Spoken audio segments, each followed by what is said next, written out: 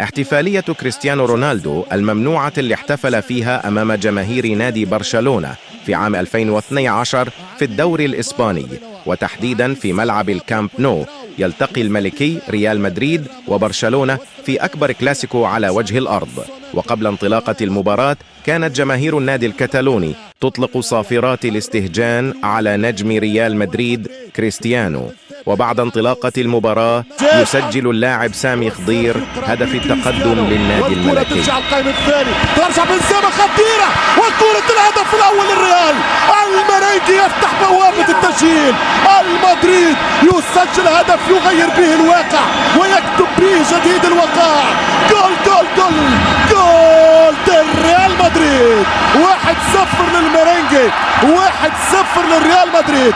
الكرة الثابتة تثبت أمل وتثبت حلم وتؤكد صدارة وتؤكد جدارة. شوف الكرة، شوف العرضية، شكون حط الكرة؟ بيبي. يدخل سامي خضيرة ولد الحمامات ويسجل هدف، هو الأغلى في مشواره كمحترف. أي هدف يا سامي، أي هدف يا سامي يا خضيرة. ومن ثم يعود اللاعب سانشيز ويسجل هدف التعادل للنادي الكتالوني. فرصة كبيرة مرة ثانية والتعادل، كرة في التعادل يا باتد البرشلونة. أمان ربي أمان، تشتعل القمة من جديد. هدف التعادل عن طريق سانشيز.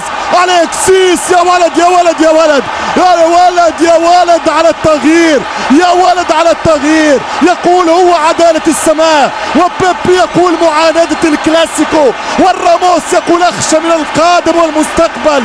والريال يعادل برشلونة بعد تغيير انتحاري من الميستر بيب جوارديولا. ميسي أول مرة يفلت، ميسي أول مرة يصنع الفارق. هنا الحكم يعطي ادفانتج، تيو يضيع التعادل، كرة تتسدد، الدفاع يرتبك، وسانشيز المقاتل في الجول. هدف لهدف يولع الكلاسيكو. عاد الكلاسيكو يا عزيزي، عادت مشكلة الريال انه لم يقبل هدف معنويا ضد البرسا. وفي الشوط الثاني وتحديدا في الدقيقة 72 وبتمريرة رائعة من مسعود أوزيل يسجل هدف الفوز كريستيانو رونالدو للنادي الملكي.